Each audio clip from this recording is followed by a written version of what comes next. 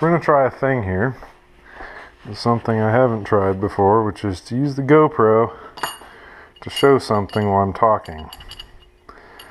So, these are clutch boosters out of a KTM 950 Adventure with 78,000 miles on it.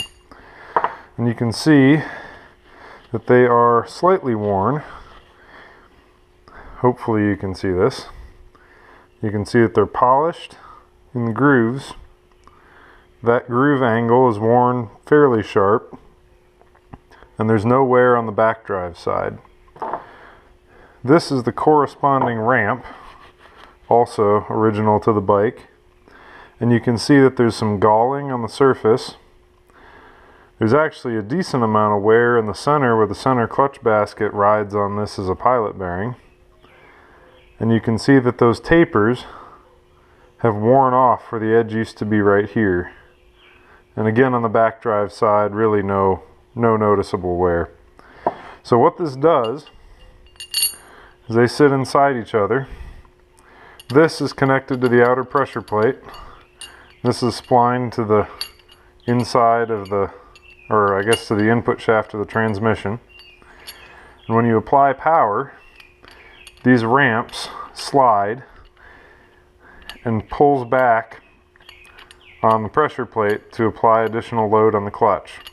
And you can see that it takes very little rotation to pull back a significant amount. Again, hopefully the camera angle is decent on this. So, not a whole lot of movement in and out, again riding up those ramps, but quite a bit of movement back and forth, and you can hear it makes kind of a ringing noise.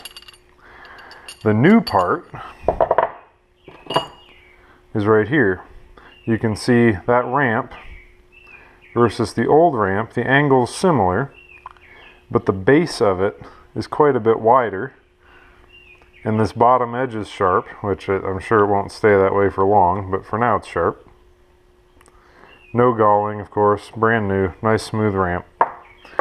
Here, new on this side, old over here. You can see again this old one's polished, the new one isn't. Looking down at the inside of those ramps, you can hopefully see that the old one has a much steeper ramp angle on it than the new one. And I believe, again hopefully this will be visible. That's a really crappy flashlight. You can see where the wear is, and it's only at the base of that ramp. Again, this is just a hope that it's visible.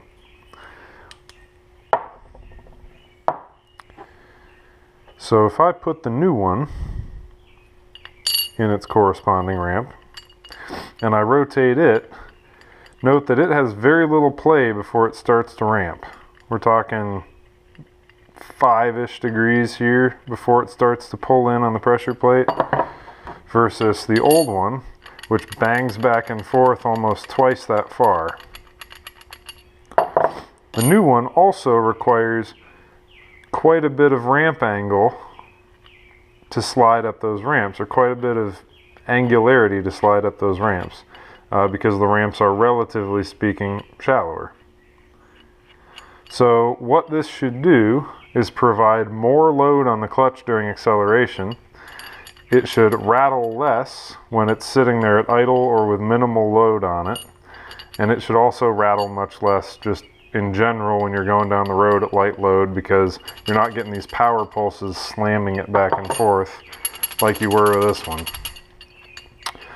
I guess I forgot to mention before that the inside, it's obvious how it drives. It's got splines on it to go into the input shaft of the transmission.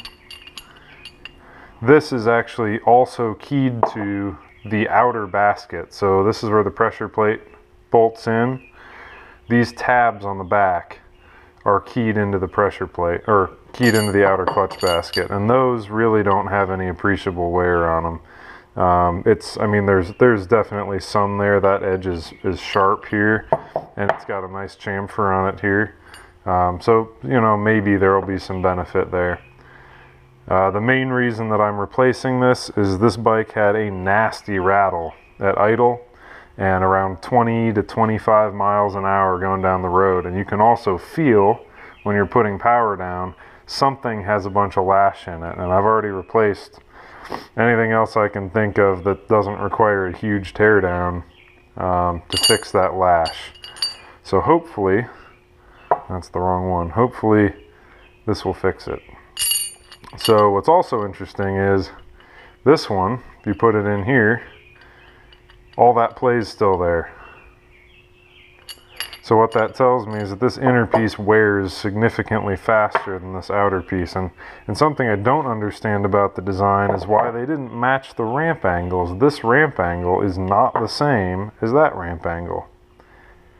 So, I don't know, maybe it's a point contact thing instead of a surface contact to prevent galling. Not sure. People who made this bike are no doubt quite a lot smarter than me. And then when you put this together, they are actually keyed to each other. You can see there's a dimple here and another one here. So you want those to be lined up next to each other. So that's how a clutch booster on a 950 works. These are responsible for a lot of the rattling people complain about on these bikes. And hopefully this takes care of it on mine.